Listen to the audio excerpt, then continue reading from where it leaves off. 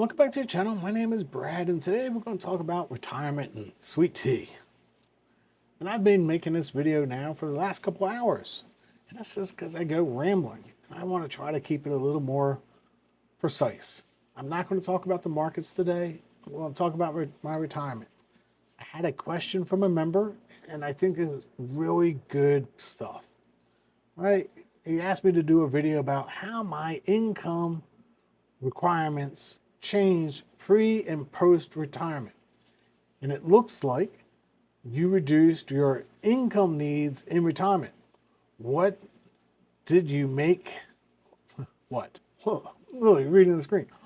Why did you make these choices? So here's how it comes. I was living on what was going out was $5,000 to $5,500 a month.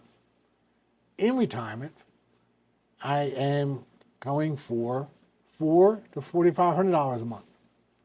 That's still going to the movies, still going out to eat, not going out to eat as much.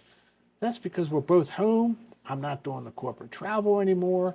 I'm not spending money on the road that was not reimbursable anymore. So there was some really changes on that income. So it's about 80 to 75% between pre and post on after-tax money. So this is a member, so he sees my Excel spreadsheet. I had so much income. I said, I'm going to go all in, well, almost all in on just income investing. But then I'm like, wait a second. I only have to withdraw $6,000 a month to get my $4,500, and I'm taking 25% out of that $6,000 for all the taxes. All right, so taking 25% out, so I'm sitting there going, if I'm living on $4,500 and I've got $6,000, and my target, for my 8% is $7,500, but I'm sitting with 100% extra just in case something happens. You sit back and go, why do I need $30,000? Why should I cap that growth? I don't need to. In that, though, the question becomes, do you see moving more growth assets to increase my income? No, I don't. What I see is, now that I am in retirement, is taking more growth assets and putting them into safer harbors. Maybe some SCHD, maybe some other safer assets that still grow, but aren't as volatile as QQQM. Maybe I'd buy some Coca-Cola stock and sell options. How about that one? Very non-volatile, but it still has growth. So I'm looking in retirement, moving a little more away from growth and getting a lot more into other assets that preserves my, call it dry powder, call it whatever you want. Just something that's a little less volatile, but still grows.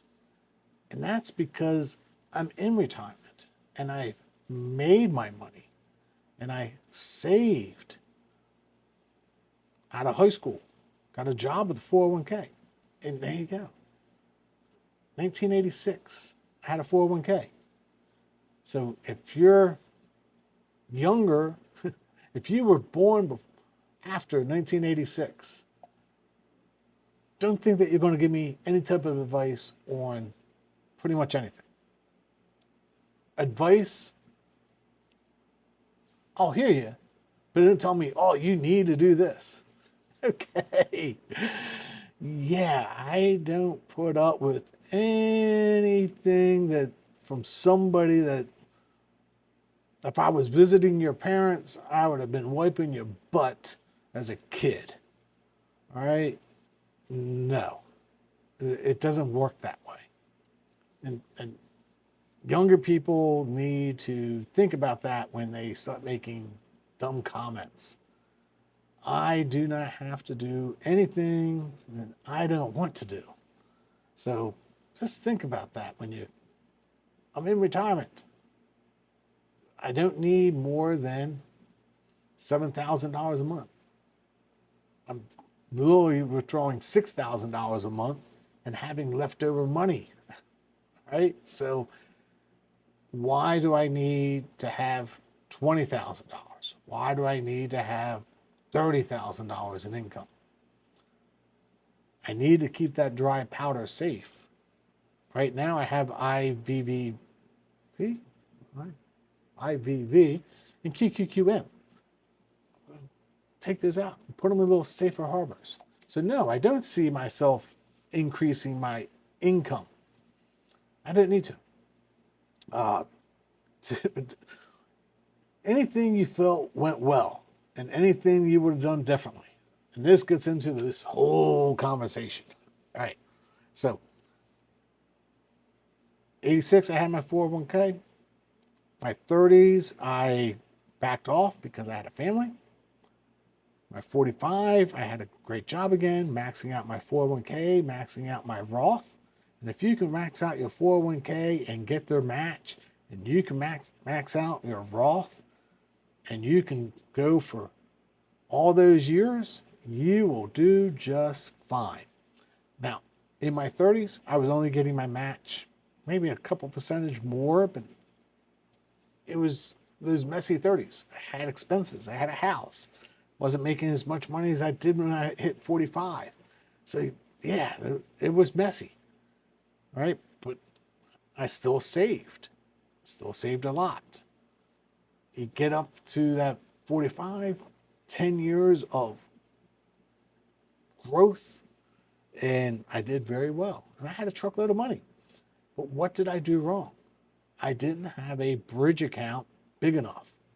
And that is probably what I did wrong. I started building my bridge account the first of the year. And by July, I had quit my job. I said, that's it, I'm done. All right, so if I would have lasted another year and a half, my bridge account would have been more than plenty to get me to 59 and a half. So that is probably what did not go well. What did go well is, hey, I just need to take $6,000 a month in withdrawals. And he has my Excel spreadsheet and he goes, wait a second, $6,000? You make more than, yes. Yes. He sees the math. I mean, I do the 500K video. All I want to say is I need 6. What do you think the CLOs are making me and my business development companies and all the alternative assets? And that's just me. Now, you got to know what you need in retirement. So you need to do a budget. Unfortunately, I didn't listen to the professionals. And I'm going to say that they had this number pretty close. They say you need about 75% after you retire. I'm saying as a retiree, your 75, 80% is probably pretty close. That is a good number. And those are the go-go years, right? I mean, you're not paying certain taxes. And, like I said, I've already done all my European, at least on other recordings of this video, I said I have plans on going to Europe. I have plans on doing a cruise. But those are my expenses. I don't need, I used to go to Cancun, to the Secrets Resort down in Cancun, company paid 5 nights, and then I would stay an extra week. So almost 2 weeks in Cancun at an all-exclusive resort every single month. All right, or I said month, every single year. That was our vacation. And that happened for years. And that's because I was in President's Club. And they sent me to Cancun or the Dominican Republic or one year we went someplace else. Where did we go? I'll think of it by the end of the video where we went. But we would always go to all-inclusive resorts and we would stay longer.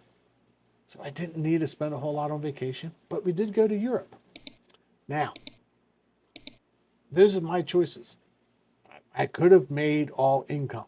And some people do all income. But even Steven from the Income Factory, he has no problem with people doing a hybrid.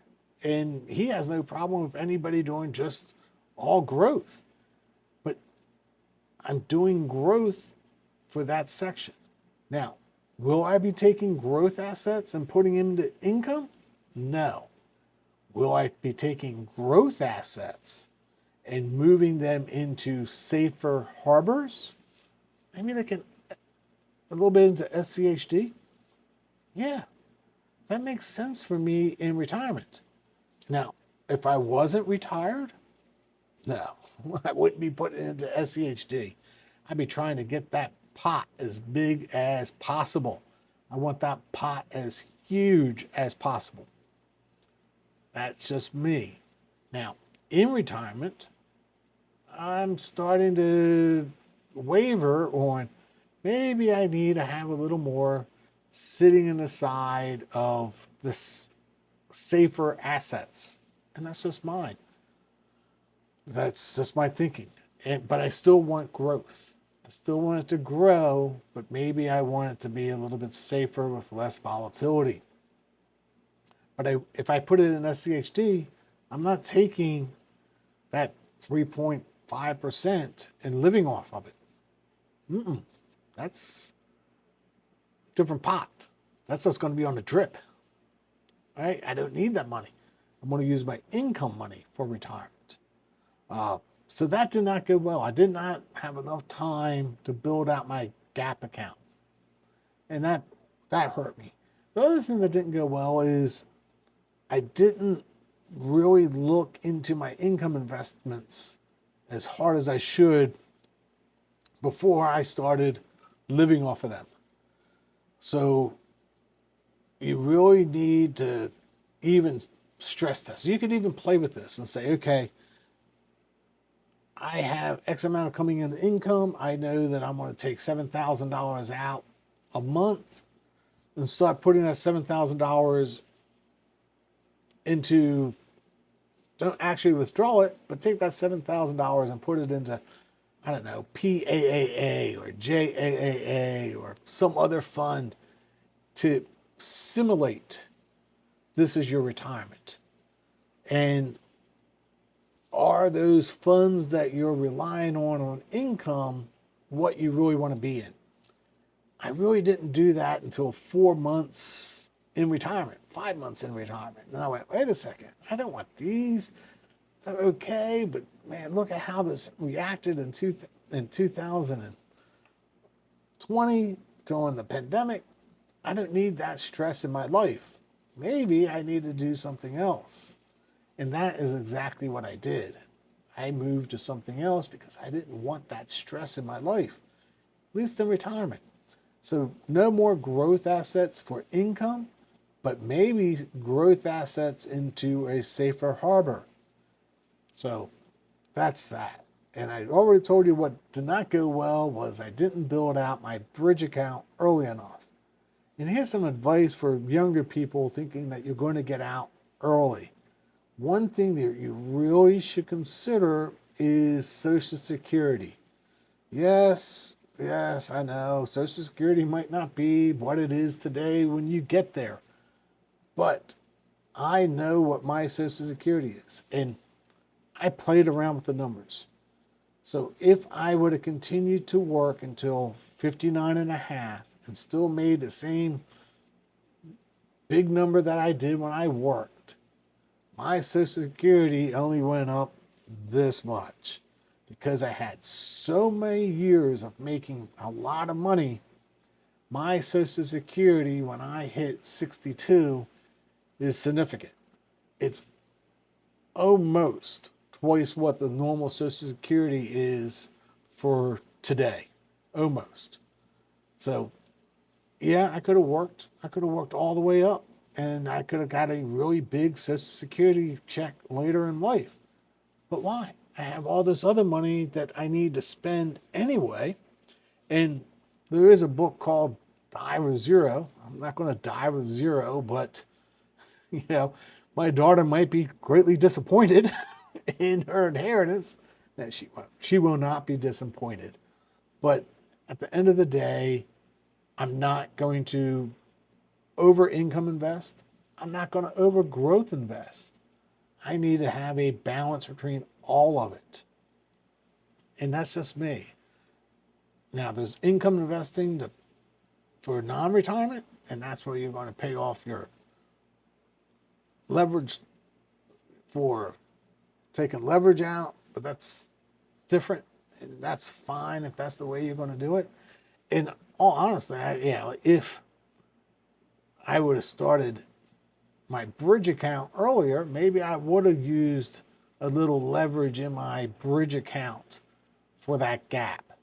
But I didn't. I didn't go there. Probably that is something that I didn't do correctly, but it doesn't really hurt me. So to answer this question, hey, I'm only taking 6,000. Start doing the math. I mean, you see my account. If I'm only taking 6,000 and I planned on 7,500 and got 2x of that, 1,500 or 15,000 coming in every single month, why would I need more income? Now, is there a chance that maybe I have to take a little more money one month compared to another month? Yes, that's 100%. I know March I'm going to take a big chunk, but I also am going to pay for my beach place for the whole entire season. So I'm going to have less expenses come into March. So my April, May, June, July, August expenses will be nothing because I had to pay up front. And that's just budgeting. Hopefully this answers the questions. I'm not going to drag this out any longer. Fear and greed, we're just going to throw that out real quick. Fear and greed is 46 for the market and 60 greed for Bitcoin and cryptocurrencies. And that's way down from the 70s. So you may want to thinking about being greedy because you might see some fear coming into the crypto market. And I kind of told members that I was going to buy some BTCI possibly next week. And that might be still the plan. So until next time, God bless.